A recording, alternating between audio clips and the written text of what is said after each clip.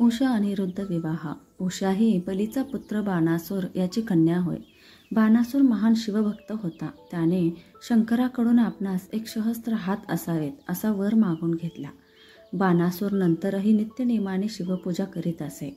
त्यानंतर पुन्हा शंकर प्रसन्न झाले असता बाणासूर शंकराला म्हणाला, देवा, लवकरच एखादा युद्ध प्रसंग येऊन त्यात माझे हे सहस्त्र हात तुटून पडावेत. ही विचित्र मागणी ऐकून शिवासही खेद वाटला. पण ते म्हणाले, तुझी इच्छा पुरी करणे भाग आहे. उषेच्या नवऱ्याबरोबर तुझे युद्ध होऊन तुझे सहस्त्र हात तुटतील. आता त्यालाही आपल्या मागण्याचा पश्चाताप होऊ लागला. त्यामुळे उषेला आजन्म विवाहित ठेवावे असे ठरवून त्याने तिला एका महालात डांबून ठेवली.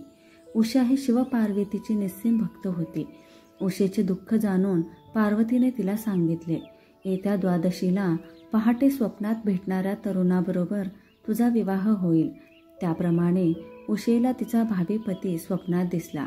पण त्याचे नाव, गाव, ठिकाण मात्र तिला माहीत नव्हते.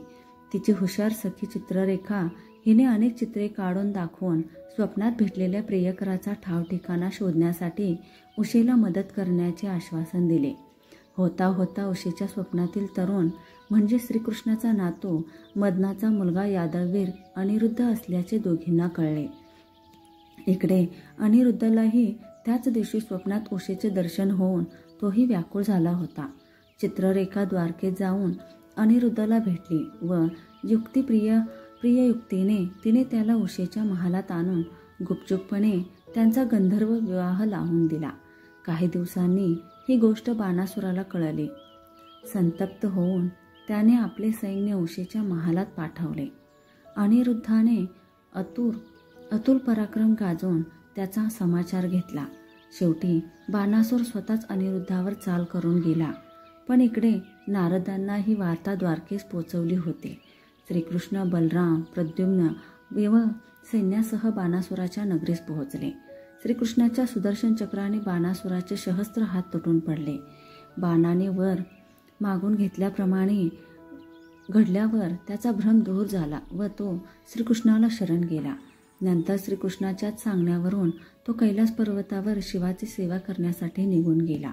इकडे श्रीकृष्णाने सोशितापुरात म्हणजेच बाणासुराच्या नगरीत उषा व अनिरुद्ध यांचा थाटामाटाने विवाह करून दिला व सर्वांसह ते द्वारकेस निघाले. पुढील कथा. वज्रनाभ राजाची कथा. कश्यप नावाचे महातपोनिधी ऋषी होते. इंद्र हा त्यांचाच पुत्र. कश्यपांची एक पत्नी दिती, हिला वज्रनाभ व सुनाभ अशी 2 मुले होती. दोघेही अत्यंत शूर व शक्तिशाली. मेरू पर्वतावर वज्रपुरी नावाची एक भव्य व सुंदर नगरी त्यांनी राजधानी म्हणून वसवली व थोरला वज्रनाभ तेथे राज्य करू लागला. पण एवढ्याने त्यांचे समाधान होईना. पुढील कथा ऐकायला चॅनलला सबस्क्राईब करा. धन्यवाद.